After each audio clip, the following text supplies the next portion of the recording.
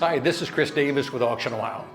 Did you know that April the 20th is National Auctioneers Day? And I think it's appropriate that we talk about selling real estate at auction. So if this is something of interest to you, I want to talk about what makes a good real estate auction.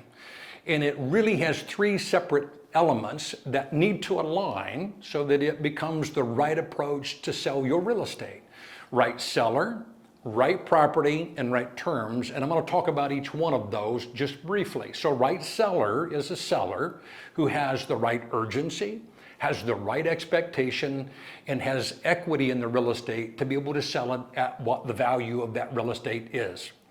Right property is a property that is challenging. It's not perfect real estate most of the time. Right property is property that is appealing to a broad range of buyers because it needs some help. So it appeals to a buyer who wants to live in that home and would like to create some sweat equity. They want to do the work themselves. They want to recreate a design. They want to make it how they want it to live in it.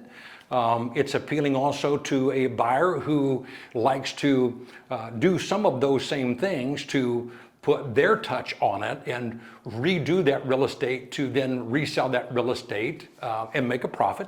It also is appealing to a buyer who's looking for cash flow, who wants to buy your real estate and put a tenant in that real estate to create cash flow. That buyer is not going to do as much work as the other two groups, but right property is challenging real estate most of the time because it appeals to a broader range of buyers that has a right demand.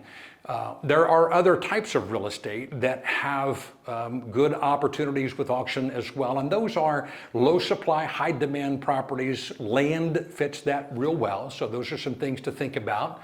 But right property, along with right seller, and then thirdly, right terms. And so we talk about terms, we're talking about primarily where do you set the reserve so that it protects you as the seller.